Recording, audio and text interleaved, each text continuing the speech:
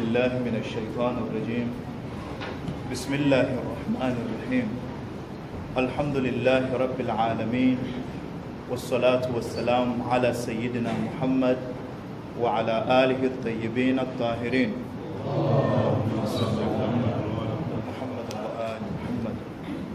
Baada ya kumshukuru Mwenyezi Mungu Subhanahu wa Ta'ala na kutaka rehema zimfikie mtume wetu Muhammad sallallahu alayhi wa alihi wa sallam, Allahumma salli ala Muhammad wa ali Muhammad. Tunaendelea na darasa zetu za akhlaq, na leo tutakamilisha mada yetu ya at-tawadhu. Tutakamilisha mada yetu inayohusu unyenyekevu. Baada ya kuwa katika jalsa zilizopita tukaweza kuangalia ahadithi mbalimbali na tukaangalia aya mbalimbali za Qur'an zinazohusiana na at-tawadhu, unyenyekevu. Sasa leo tutamalizia na natija za unyenyekevu, kwamba mtu anapokuwa na sifa ya unyenyekevu kuna natija gani, ni kipi ambacho anachokipata katika maisha yake haya ya hapa ulimwenguni pamoja na maisha ya akhira. Kuna mambo takriban matano au kuna faida ambazo tano anazozipata mtu anapokuwa na sifa ya unyenyekevu. Faida ya kwanza, intisharul mahabbati wal mawaddati baina an-nas, kwamba mtu huyu anapokuwa na sifa ya unyenyekevu anakuwa ni mtu ambaye upendo wake unaenea kwa watu. Watu wote wanakuwa wanampenda mtu huyu mwenye sifa ya at-tawadhu, kwa sababu anakuwa na uwezo wa kuamiliana na kila mtu, anakuwa na uwezo wa kuishi na kila mtu sawa sawa, awe ni mdogo kwake kiumri au awe ni mkubwa kwake kiumri, anakuwa anaweza kuishi naye bila ya kujifaharisha na bila ya kujiona kwamba yeye ni bora kuliko mtu mwingine. Na mtu anapoishi katika maisha haya huwa anapendwa na kila mtu. Kila mtu katika jamii yake itampenda mtu huyu sawa sawa, wawe ni watoto wadogo watampenda mtu huyu, au wawe ni watu wazima wazee watampenda mtu huyu. Hiyo ni faida ya kwanza. Na faida ya pili, as-salamatu wal amanu baina an-nas, pia mtu huyu anakuwa ni mtu mwenye kuishi kwa amani, anakuwa ni mtu anaishi katika hali ya upendo na watu wote wanakuwa wanamwamini mtu huyu kutokana na ile sifa ya unyenyekevu aliyokuwa nayo, kiasi kwamba inakuwa hakuna mtu ambaye anaweza kumdhania vibaya mtu huyu, na wala hakuna mtu atakayeweza kumsema vibaya mtu huyu mwenye sifa ya at-tawadhu. Kwa maana hata ukijaribu kumzungumza vibaya huyu mtu mbele za watu, watu watasema kwamba la, unamsingizia, kwa maana mtu kama huyu hawezi kuwa na sifa ya namna hii. Fulani anafanya kitu fulani au fulani kwamba ni mwizi, lakini mbele za watu atakwambia la, huyo sifa hiyo hana, kwa sababu huyu mtu ni mtu ambaye ni mtawadha, ni mtu ambaye ni mnyenyekevu.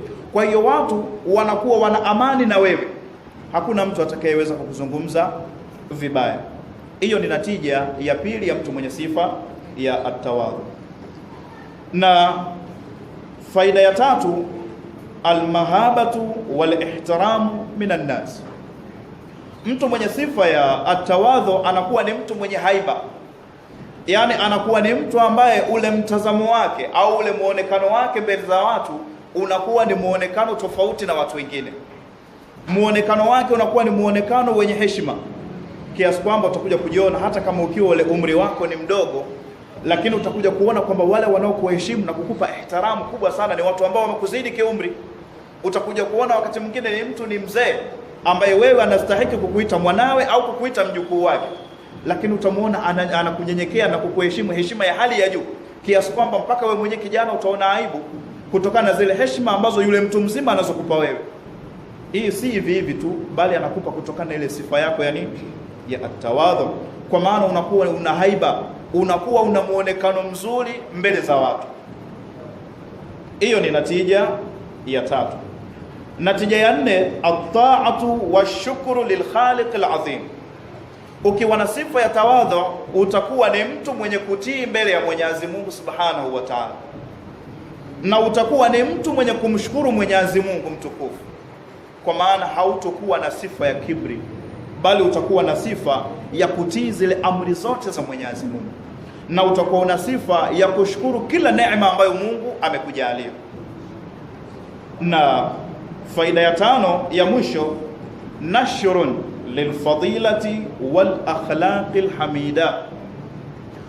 Sifa ya tawadhu inakufanya wewe kwamba zile fadhila zako au ule ubora wako kuenea mbele za watu, na ile tabia yako watu wote wanakuwa ni wanapendezewa nazo. Watu wote ambao unaishi nao wanakuwa wanapenda zile tabia zako ambazo utakazokuwa nazo.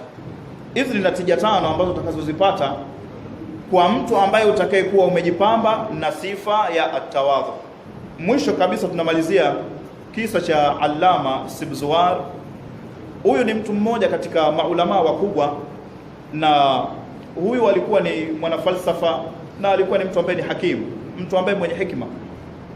Siku moja akawa amesafiri, alikuwa anaishi katika nchi ya Iran, akatoka katika mkoa mmoja kwenda katika mkoa wa Karman.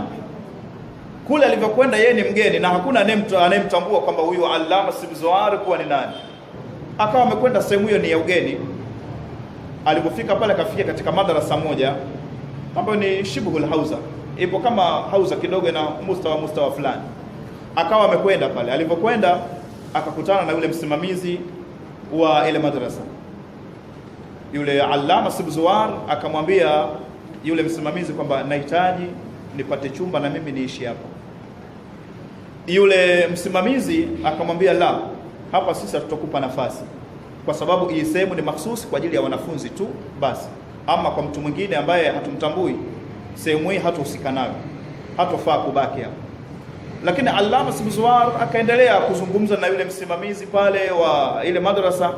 Mwisho yule msimamizi akakubali, akasema sawa, haina neno, wewe utabaki katika madrasa hii, tutakupa tu kijisehemu fulani ambako tofauti na wanafunzi, tutakupa tu kijisehemu ambako utajistiri hapo, utakuwa unalala hapo basi, lakini kwa sharti uwe unamsaidia huyu mtumishi wa hapo, huyu mfanyakazi ambaye anafanya kazi za usafi, kazi za kupangilia vyombo, kufanyaje, uwe unamsaidia. Kama uwezi hilo basi katafute sehemu nyingine. Hamjui kwamba huyu mtu ni Allama Sibzuwar na ni mtu ambaye ni hakim na ni mwanafalsafa mkubwa, anamchukulia kama vile ni mtu wa kawaida. Allama Sibzuwar hakutaka kujifaharisha na kujionyesha kwamba sasa itakuwaje, mimi sijui ni mtu ambaye ni hakim, mimi sijui ni mwanafalsafa. Hakutaka kuonyesha ule muonekano wake, uhalisia wake kwamba ni nani, bali akatumia at-tawadhu, akasema haina neno, mimi nitabaki hapo. Allama Sibzuwar akabaki katika kile kijisehemu ambacho alichoandaliwa. Kwa hiyo akawa analala pale, akawa anasaidiana na yule mtumishi wa usafi katika sehemu ile. Akawa anaishi pale. Siku moja Allama Sibzuwar anakwenda kufanya mubahatha na wale wanafunzi bila kujionyesha kwamba yeye ana mustawa gani na ni mtu wa aina gani. Akawa anafanya mubahatha wale wanafunzi maswali mawili matatu siku moja. Kwa hiyo akawa akaishi pale, miaka inazidi kwenda mpaka akaoa pale, akamuoa yule mtumishi wa ile madrasa, alikuwa na binti yake, akawa amemuoa Allama Sibzuwar, akaishi naye pale. Mwisho Allama Sibzuwar akatoka ile sehemu, akamwambia jamani, mimi wacha niende zangu, nasafiri na kwenda sehemu nyingine.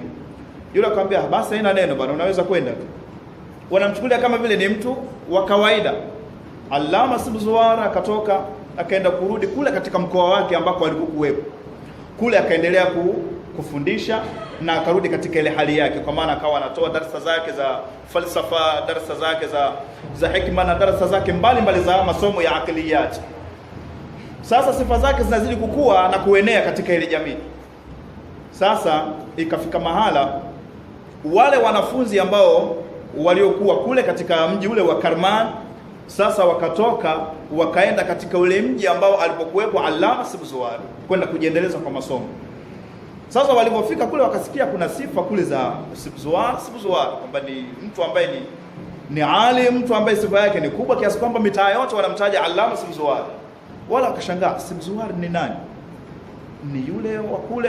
Yule wa kule haiwezekani, kwa sababu alikuwa ni mtu ambaye wala hakufikia manzila hiyo, ni mtu wa kawaida. Lakini wale jamaa wakawa wamekwenda katika ile sehemu kwenda kujiunga kwa masomo, kutokana walielekezwa kule kwa Allama Sibzuwar.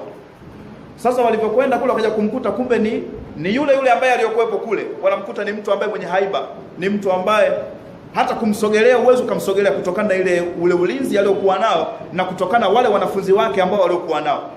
Wala wakaanza kushangaa, ina maana huyu ndiye yule ambaye tulikuwa tunaishi naye pale, tulikuwa tunamdharau tukamweka katika kijisehemu ambacho ni cha ovyo, tumeishi naye pale miaka yote, lakini hatukumjua kwamba ni nani. Wala wakaanza kujilaumu wao wenyewe kwa kile kitendo ambacho walichokifanya, kumdharau Allama Sibzuwar. Na Allama Sibzuwar akawatambua kwamba hawa ni wale vijana, akawapa ihtiramu ya hali ya juu sana, akawapa heshima ya hali ya juu, na akawapa makazi maalum tofauti na vile ambavyo walivyomfanyia yeye kule katika madrasa yao. Wakaendelea kuishi pale na wakaendelea na masomo yao, na wakawa wanajilaumu na wakatuma barua kwa wale wenzao ambao waliopo kule kwamba yule mtu tuliokuwa tunaishi naye hapa Allama Sibzuwar, kwamba yule si mtu wa kawaida kama vile ambavyo sisi tulivyokuwa tukimchukulia hapa. Ni alimu mkubwa sana, na ndiyo ambaye tunayesoma kwake, na ni mtu ambaye ametuonyesha ihtiramu ya hali ya juu, japokuwa sisi tumemwonyesha ihtiramu ambayo si sahihi, lakini huku tulipo tunaishi maisha mazuri, na Allama anatupa thamani ya kipekee kuliko watu wengine. Sasa hii ni hali ambayo inatuonyesha kwamba jinsi gani maulama walivyokuwa na sifa ya nini, ya atawadhu, na ndivyo tunavyotakiwa na sisi tuishi katika hali hiyo. Allama Sibzuwar hakutaka kujionyesha katika maisha yake kwamba yeye ni nani, labda anastahili kuwaje, akaishi nao kama vile mmoja katika wao, na ndio hali ambayo binadamu anatakiwa aishi nayo. Ukiwa na sifa ya tawadhu utapendwa na kila mtu, na maisha yako yatakwenda vile ambavyo Mwenyezi Mungu Subhanahu wa Ta'ala anavyohitajia. Wassalamu alaikum wa rahmatullahi ta'ala wa barakatuh.